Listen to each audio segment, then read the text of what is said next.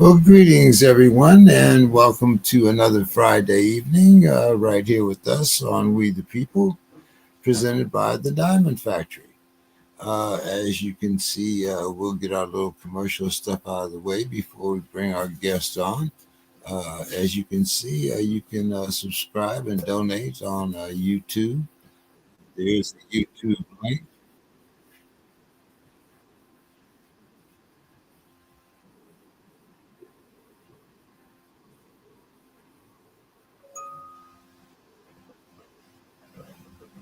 And we will uh, use all our funds for of course, keeping our station on the air.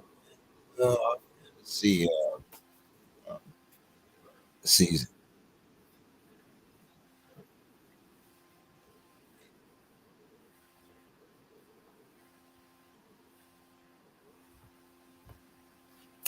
uh, there seems to be a little delay here tonight, Ed. I'm not exactly sure what it is, but welcome to We the People, and we are this evening.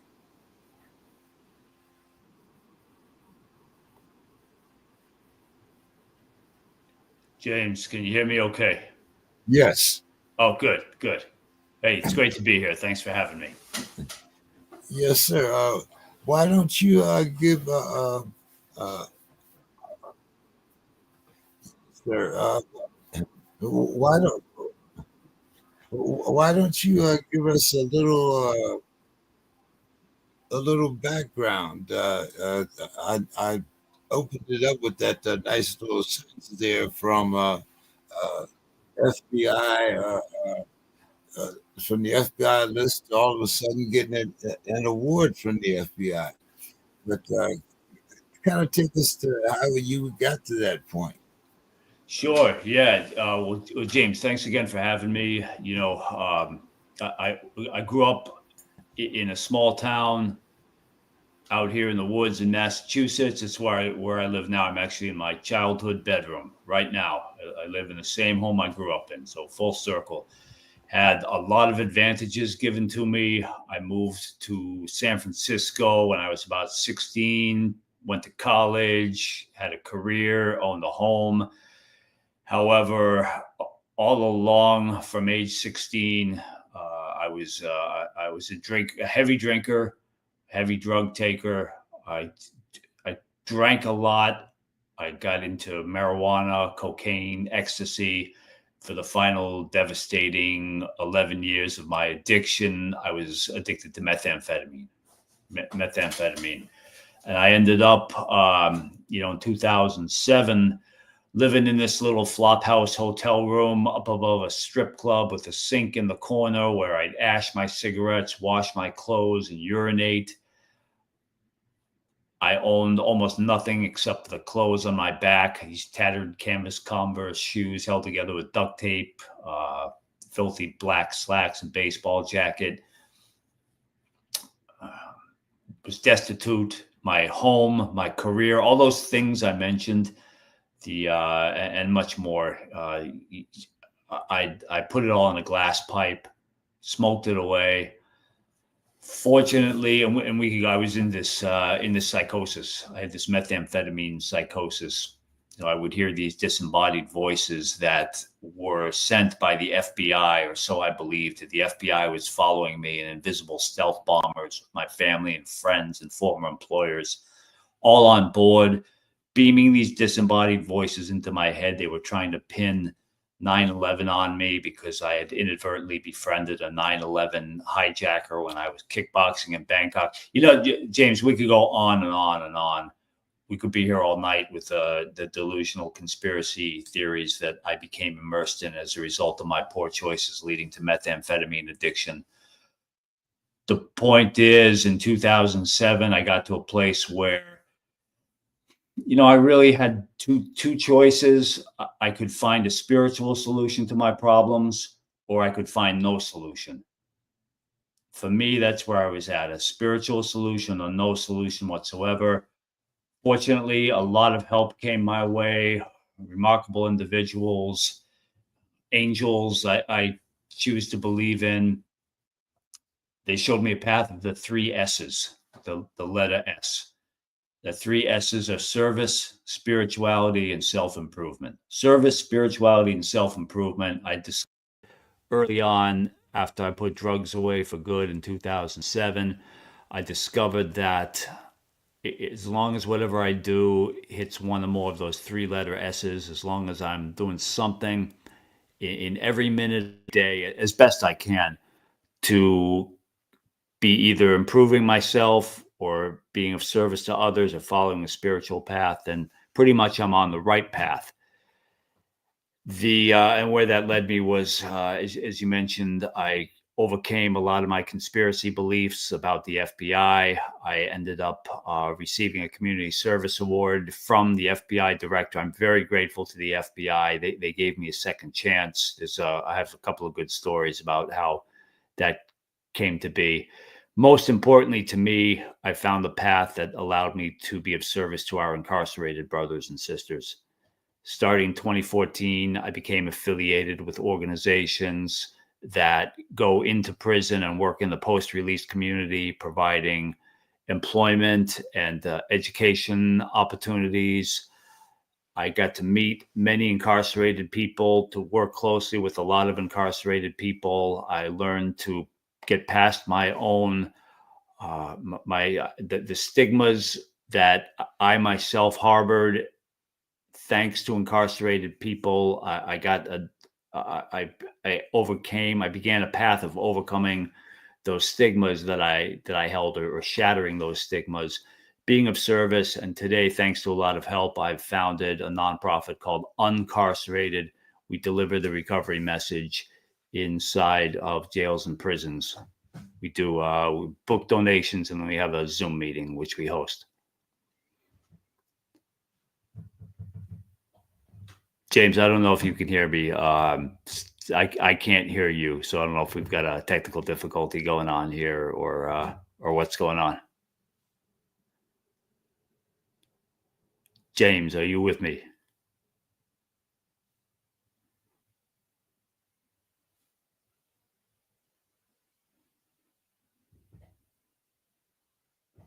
James, can you hear me now? Yes, I can. Okay. All right. I'm having a little audio difficulty here. I'm not exactly sure. Might have fixed it. Okay. Can you hear me now? No. Yes, I can. Okay.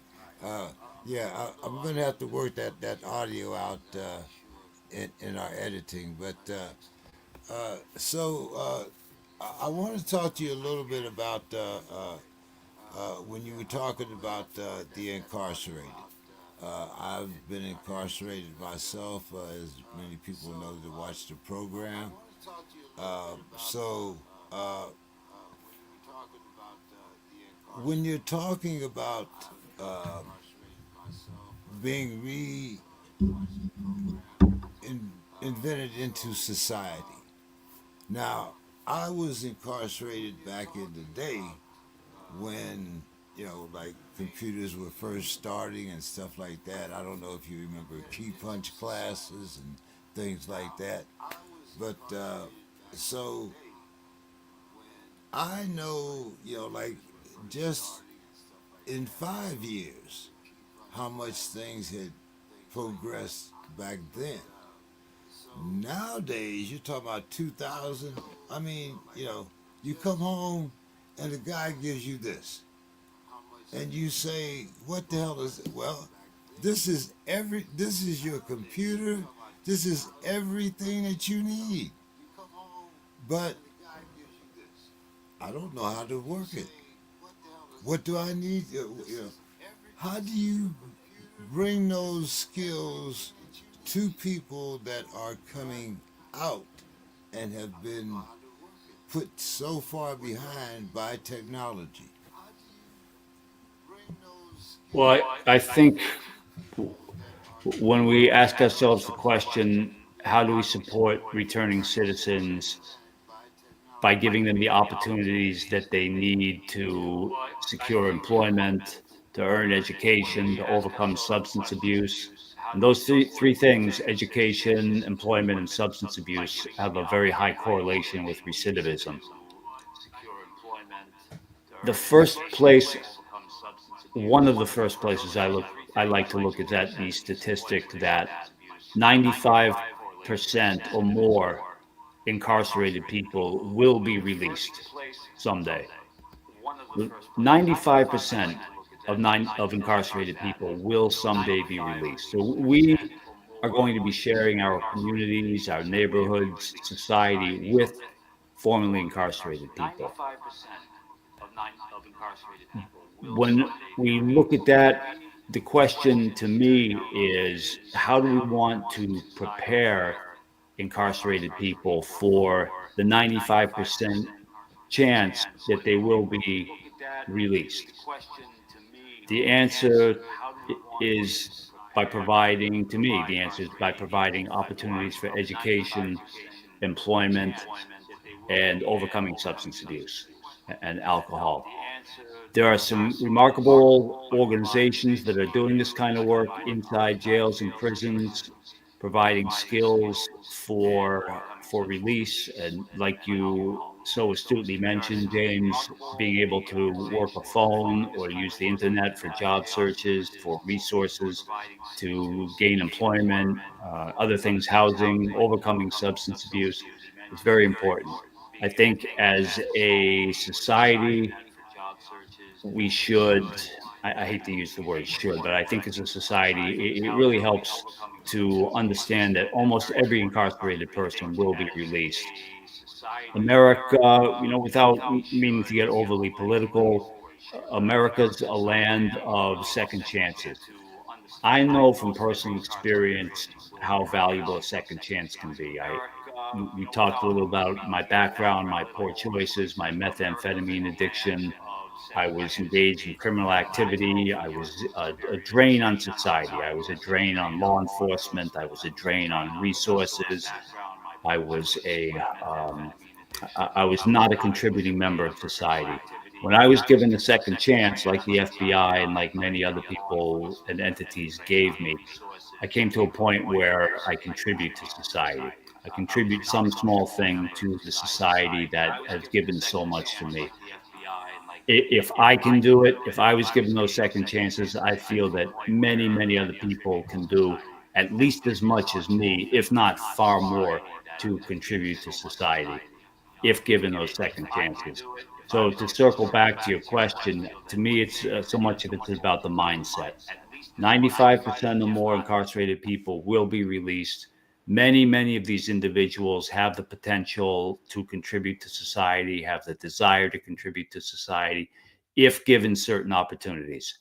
Education, employment, and overcoming substance abuse, again, being three things that correlate very highly with reduced recidivism.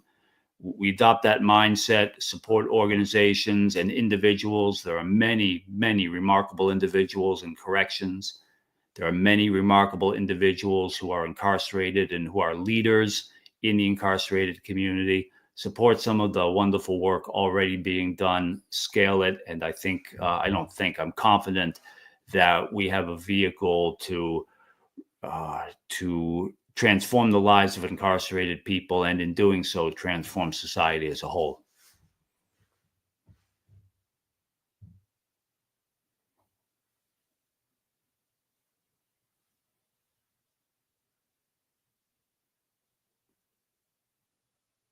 Now,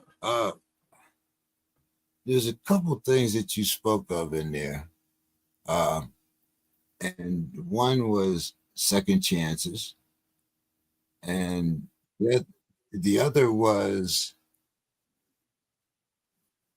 education. Now, I have found, and especially recently, because there is no longer any parole system. So a lot of ordinary citizens seem to look down upon you, or a friend. I'll give you a good instance. I worked with a volunteer group last year that were taking guys out of halfway houses and letting them, serve food down at Petco Park. Well, now there's no funding for that program. And a lot of these programs are running out of public funding. So how do we, I know you have this, uh, incarcerated. So how do you get people to look past their apprehensions and really give somebody a chance? How to get people to look past apprehensions and give individuals a second chance or a legitimate first chance. Yeah, Yeah, I think it's like Brian Stevenson says, proximity is power. Proximity is power. I know myself from having worked I volunteered for a few days up in Pelican Bay State Prison. I say up in because I'm so used to living in San Francisco where I lived most of my adult life. So from relative to San Francisco, Pelican Bay State Prison is up, but it's not up from where I'm at now in Massachusetts. But that's neither here nor there. When I was in Pelican Bay State Prison as a volunteer for 6 days, I had the opportunity to meet uh, men who were convicted of violent crimes. Now, I believe most people incarcerated in Pelican Bay State Prison are convicted of violent crimes. It's a maximum security facility up in Northern California. These men up in Pelican Bay, they've all been they're all gang members, or probably most of them. I don't think you would really be in Pelican Bay unless you had been validated as a gang member. And these men have been labeled by society as being among the very worst of the very worst. This is Pelican Bay, one of the most notorious prisons in America. These men are some of the most beautiful individuals that I've ever met, incarcerated in Pelican Bay State Prison. Not for the things they've done, certainly, but for who they are as human beings, how they are applying themselves to transforming their lives. I like to say, James, that I had this belief about myself. My belief, it's embarrassing to say, but it's true. The belief I held was that the reason I never went to prison, my time incarcerated was relatively brief, a couple months in county jail, locked up in a psychiatric ward for a couple of weeks. That was my incarceration. And I used to think, the reason I was never in prison, the reason I was never incarcerated for a longer period of time than the relatively brief time I was incarcerated, that I was a better criminal. I make better decisions. I really believe that. When I met individuals incarcerated in Pelican Bay and they allowed me to get to know them as human beings, I realized, and this is only my story. This is just my story. I don't mean to say it's true about anybody else, but it's my story. I believe after having worked closely with these men in Pelican Bay and in High Desert State Prison and the other facilities and women who I worked with in county jail in San Francisco, and again, only my story, I believe that if it weren't for the unfair advantages that I had, and let's face it, for me, it does mean the color of my skin. The fact that I'm white gave me, and again, only my story. I was given unfair advantages because I have white skin, certainly because I come from a relatively privileged socioeconomic background. I mean, you can see a little bit behind me. I'm not, I'm not living in the hood here. I come from relative means. Because of these advantages, many of the stupid things I did, many of the mistakes I made, I was able to, quote, get away with.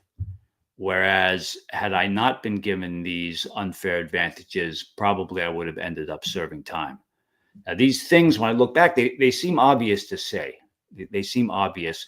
Yet until I met and worked with incarcerated people, until they shared their stories with me, until I got to see them and experience them as human beings, I never realized these things about myself. I always thought, hey, I'm Ed, who was the better criminal and stayed out of prison that way. There's that saying, but for the grace of God, but for the grace of God, I discovered that many, not all, but many incarcerated people, to my belief, and this is just my belief, many incarcerated people, if given the same advantages I had, would have followed a path that kept them out of prison. You know, there's different paths. There's the path. I was always on a path in my life. My path was always going to be college. My path was always going to be a career at a Fortune 500 company. My path was always going to be home ownership. That was pretty much the path I was set out on in life. I had to work, or I had to, my circumstances really got out of whack to get me off of that path onto the path I got into, the addiction, the brief incarceration, the brief periods of homelessness. Many people are on different paths. They're set out from very early on in life in different paths, and they have to work very hard to get off of the paths that they're on into situations like college, like home ownership, like business ownership, like professional careers. To me, it's a matter of providing everyone, as much as possible, equal opportunities for education, to overcome challenges with substance abuse that they may experience, chances for employment. Not everyone is going to make the most of those opportunities. I mean, look what I did with mine. I ended up, like you heard, addicted to meth and then methamphetamine psychosis. But if we as a society can provide everyone with fair chances, the same opportunities someone like me is provided with, certainly it's going to benefit many individuals. I feel it's going to benefit all of us who live here in the society. The final thing I'll say is that from a practical standpoint, incarceration costs what, 80 billion a year, $80 billion a year taxpayers spend on incarceration, and they say there's a lot of hidden costs even far above and beyond that 80 billion. The statistics are, 80 billion is enough to pay every school teacher. The salary of every school teacher in America can be paid with what we spend on incarceration. You can pay the tuition of every student at a public college or university with that $80 billion.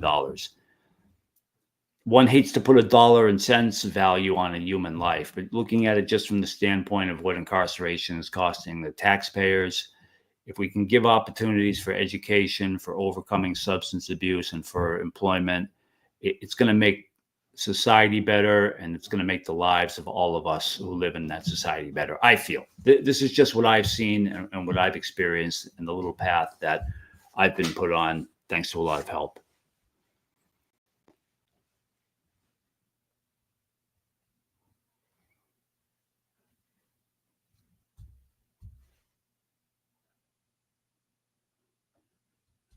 Now,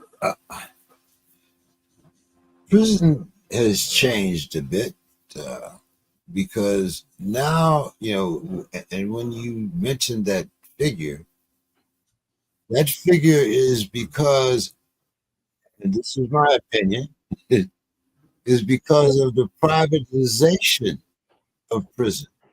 We have made prison a business.